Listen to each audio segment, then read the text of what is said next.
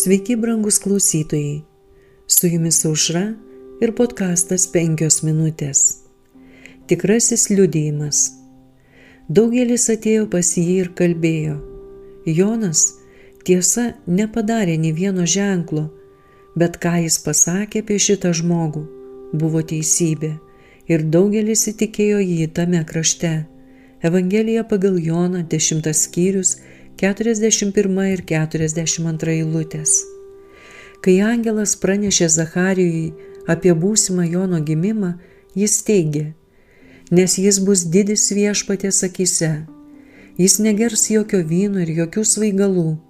Iš pat motinos įsčių jis bus kupinas šventosios dvasios. Evangelija pagal Luką 1 skyrius 15 eilutė. Kokią didybę vertina dangus? Aišku, ne tą, kurią vertina pasaulis. Patys savaime turtai, padėtis visuomenėje, kilminga prigimtis ar talentai nesuteikia garbės. Dievas vertina dorovės principus. Jis labiausiai vertina ir puoselėja meilę ir tyrumą.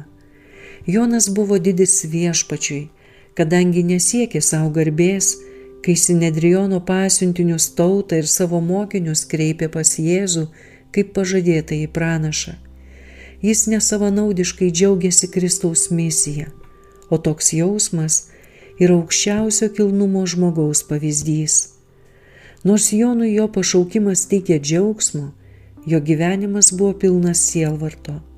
Jo balsas buvo retai girdimas kitur nei dykumoje, jam buvo lemta likti vienišam, jam nebuvo leista pamatyti savo veiklos vaisių.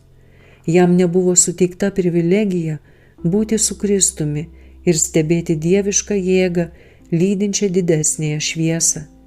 Jis nematė aklų praregint, ligonių išgyjant ar mirusiųjų prisikeliant gyvenimui. Jis neregėjo tos šviesos, kurią švietė kiekvienas Kristaus žodis ir kuri nešė šlovę pranašystės pažadams.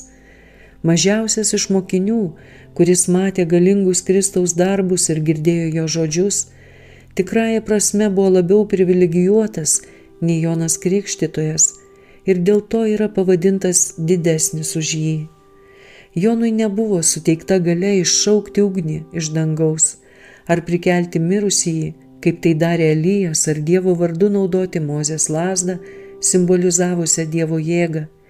Jis buvo siųstas pranešti apie gelbėtojo atėjimą ir kviesti žmonės pasiruošti jo sutikimui.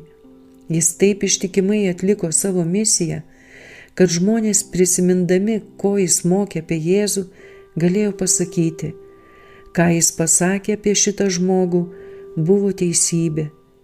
Nešti tokį liudijimą apie Kristų yra kviečiamas kiekvienas šeimininko mokinys. Su jumis buvo podkastas 5 minutės ir Aušra.